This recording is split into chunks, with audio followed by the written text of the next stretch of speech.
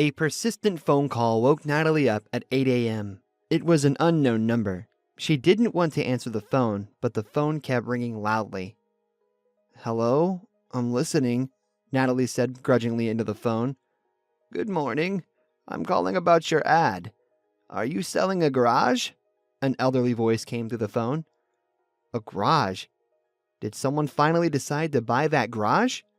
Natalie placed the ad more than a month ago, but there had been no calls until now. The garage was located in a bad location on the very outskirts of the city. There were only a few residential buildings. "Yeah, I'm selling the garage," Natalie replied cheerfully. "And when can I come? I'd like to see it from the inside. I live nearby, across the street. I'll finally have a place to park my car so it's not parked outside. I already have the right amount of money. If I like the garage, I'll pay right away." Natalie hesitated. She had never been in a garage since her husband's death. To be honest, she'd forgotten about it. She only realized they had a garage when she signed the inheritance papers. The last time she entered it was about 13 years ago. Right, a year after her son was born. And then they moved to another neighborhood. In the new neighborhood, her husband was parking a car in the parking lot and was going to sell the garage. But they never sold the garage. About 7 years ago, Natalie thought about the garage. She wanted to take some old stuff from the apartment to the garage. Her husband Robert had yelled at her then, though he was a calm and peaceful man and hardly ever raised his voice. "No! I'm not going to let you store some junk from the apartment in my garage.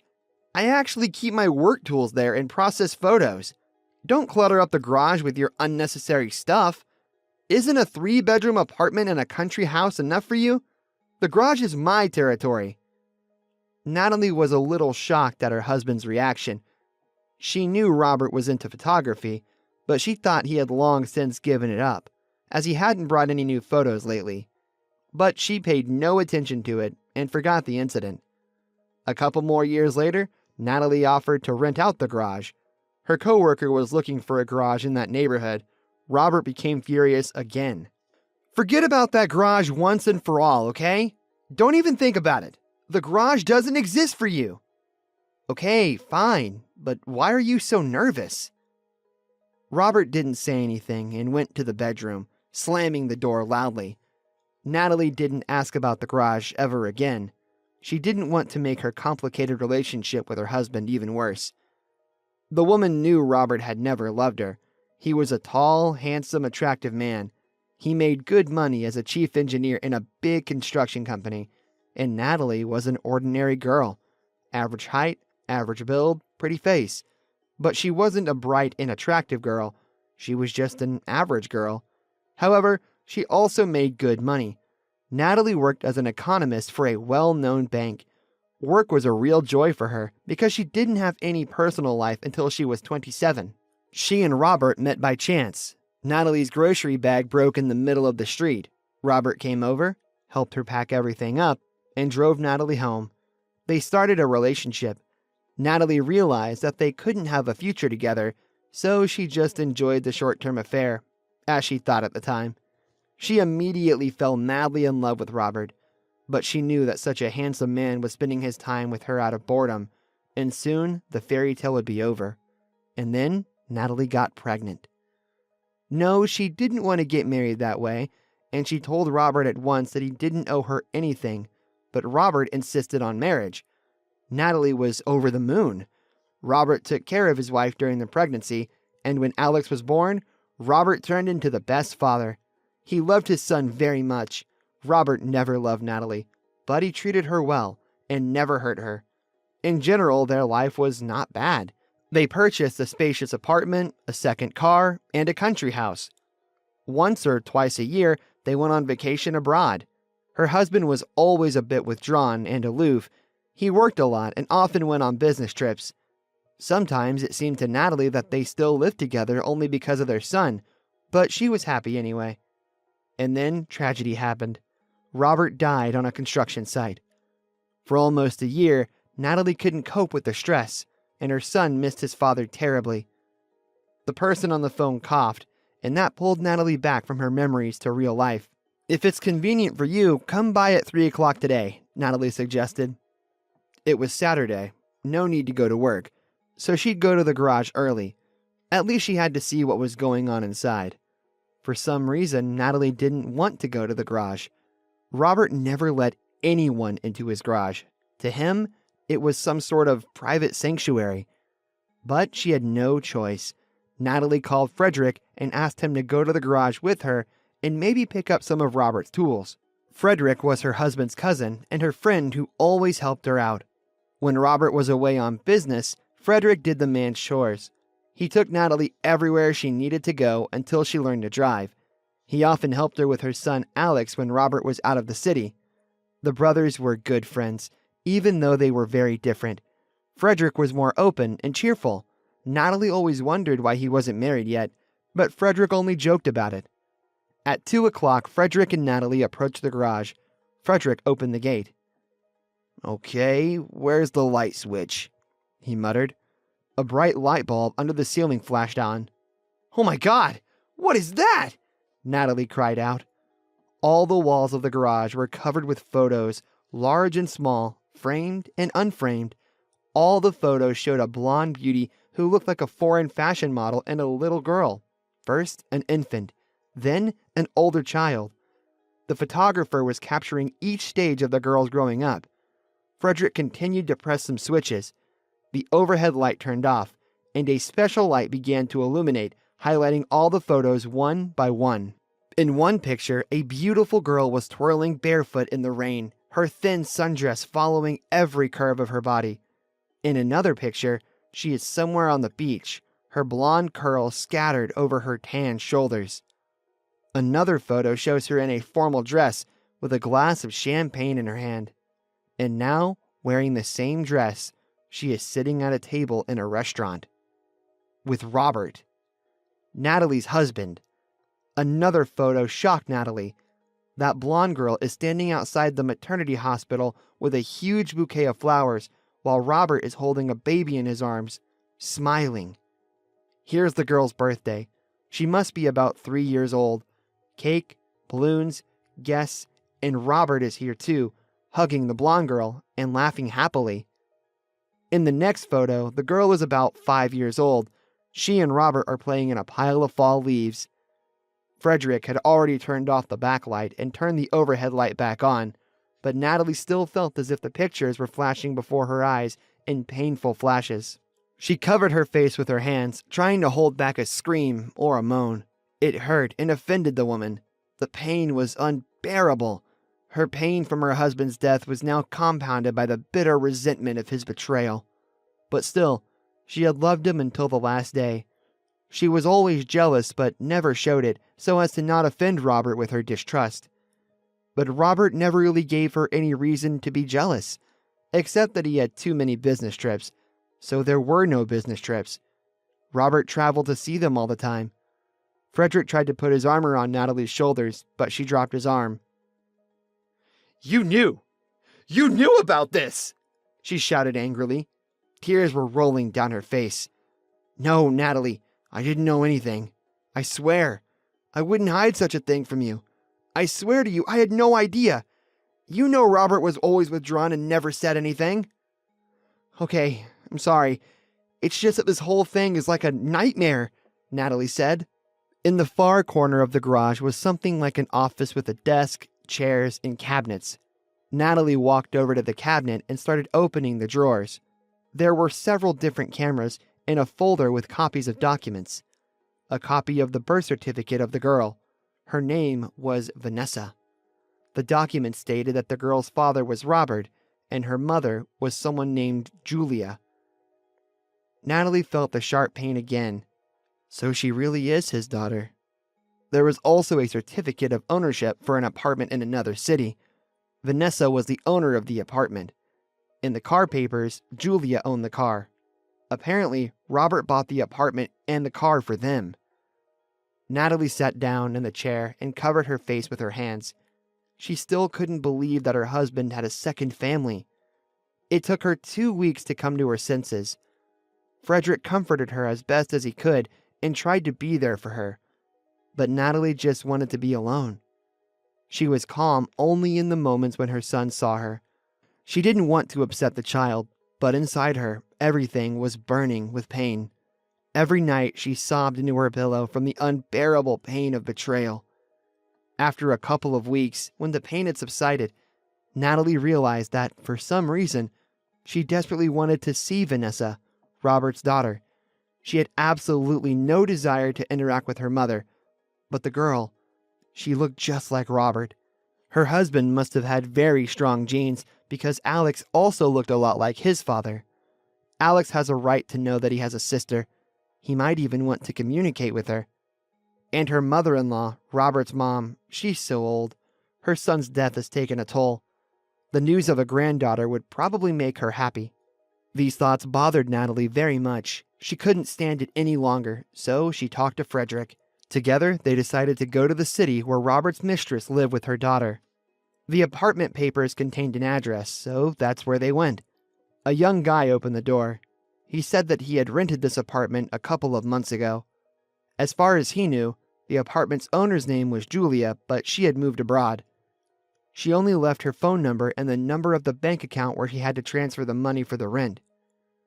Natalie walked out of the building upset, so she'd never see Vanessa. If Julia had rented out the apartment, then they were gone for good. Seeing how upset Natalie was, Frederick said, "Well, let's call her. We'll ask her about her daughter. She's in another country, not on another planet. After all, the girl should know she has a brother and a grandmother." "Yes, Frederick, go ahead. Please call her. I'd call, but I just don't have the strength anymore." Julia immediately answered the call. "Hello?" An irritated voice came through the phone. "Julia, good afternoon. This is Frederick, Robert's brother." "Oh, Robert's relatives have shown up," Julia said sarcastically. "You're just in time. It's been almost a year." "But we didn't know anything about you." Frederick was confused. "I see.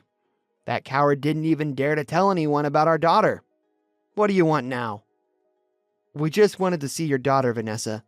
We'd like to meet her and tell her she has a grandmother and a brother, and me." "But what do you want from me?" "Go and meet her. I left Vanessa in our city, and now she's in a local orphanage. You can do whatever you want." "What? In an orphanage? But why?" "I gave up on her. Yeah, I'm a bad mom. I didn't want to have her at all. I was only 20 when I got pregnant. It was Robert who insisted. 'Don't be afraid, keep the baby. I'll provide for you. You won't need anything,' he said. And now what? He died and left me with nothing. A car and some presents. How am I supposed to raise a child? Vanessa's doing well. Her daddy gave her an apartment. When she gets out of the orphanage, she'll have a good place to live. But I had to find ways to get my life back on track." Frederick and Natalie, who heard every word, were shocked. This girl was talking about her daughter as if she were a stranger. "Well, anyway," Julia continued, "I was going to fight with Robert's wife over the inheritance, because Vanessa is his daughter. But recently I was lucky, and Robert's wife too, by the way," Julia laughed. "A rich foreigner invited me to live with him and proposed. Robert never proposed marriage to me. He said he would not divorce his wife until his son was 18, even though he said he loved me very much. So I packed up and went abroad to see my fiancée. I didn't care about the inheritance anymore. My future husband is rich and can give me much more than a pathetic inheritance. But he doesn't know about Vanessa, and he'll never know about her. I can't risk it. I've got a chance to have a normal life, and I can't lose it. So that's it. Now you know everything, and you can do whatever you want with Vanessa. Okay, I don't have time to talk to you. Goodbye." And Julia hung up. Natalie and Frederick were shocked. How could Robert, an intelligent, well-mannered, kind man, fall in love with this girl? "Natalie, I will adopt Vanessa. My brother's daughter will not grow up in an orphanage. Robert wouldn't forgive me for that." "Of course, Frederick. You're right. Let's go and meet the girl. The poor child." Natalie and Frederick explained to the director of the orphanage who they were, and soon a caretaker walked into the office with a sweet, shy girl who looked like an angel. "Honey, we're your daddy's friends." Natalie walked over to the girl and gave her a big, beautiful doll. Vanessa stood with her head down and her arms folded behind her back. Natalie stroked the girl's blonde curls. Darling, don't be shy, and don't be afraid of us. Frederick smiled and said in a soft voice. Tears came to his eyes. Suddenly, the girl looked up at them with huge gray eyes, just like Robert's. When is Daddy coming? The girl asked. I don't know yet, baby, Natalie answered. But we'll visit you on weekends, can we? And then they'll let you come visit us, too. Would you like that? Yes. The girl answered quietly, and suddenly she put her arms around Natalie's neck and pressed herself tightly against her. Poor kid. She didn't even ask about her mom. Natalie was indignant as they walked out of the orphanage. I'm afraid to imagine the nightmare the girl lived in. It's like she had no mom. Probably Robert was the only one taking care of her. After all, he was a perfect father. Look, Natalie, they won't give me the girl because I'm single. Even though I have a good income and we are relatives, social services will not let me adopt a child while I'm single. So what should we do? I offer you a sham marriage. Will you help me? I have no one else to ask about such a favor. Yes, of course I'll help you. You don't even have to ask. I will help you with everything about Vanessa, and I will help you take care of her. You know, I was angry at first, but it's not the baby's fault. I saw that little angel today and my heart ached. She looks just like Alex. By the way, I wonder how Alex will take the news. I hope he takes it well. He's a kind and clever boy, and he loved his father very much. Soon Frederick and Natalie applied to register their marriage. The day before the marriage, Frederick came to Natalie's house with a bottle of champagne and a huge bouquet of scarlet roses. It was late in the evening. Alex was at his grandmother's that night, and Natalie was reading a book in her pajamas. Frederick, are you okay? Did something happen? Natalie noticed that Frederick was a little drunk. Natalie, bring the glasses. Let's celebrate our wedding. But we haven't had a wedding yet, Natalie laughed. Well, then let's celebrate the engagement. Here, take it. It's for you. Frederick took a red velvet box out of his pocket. Natalie opened it and saw a beautiful ring with many small diamonds. Frederick, what is this? What for? I just wanted to propose to you, in the proper way. Well, you know, it's unnecessary for a sham marriage. Natalie, maybe I don't want our marriage to be a sham. Don't you understand anything? Haven't you noticed anything in all these years? Frederick, what are you talking about? I love you. I loved you at first sight, but I knew I didn't have any chance. You're beautiful, he's handsome, but I'm just an ordinary guy, a fun-loving guy. Not like Robert, but he's a fool. How could he cheat on a woman like you? Frederick, I don't know what to tell you. I didn't expect. I didn't know. Natalie was confused, but she was insanely pleased that Frederick thought she was beautiful. She couldn't even believe it.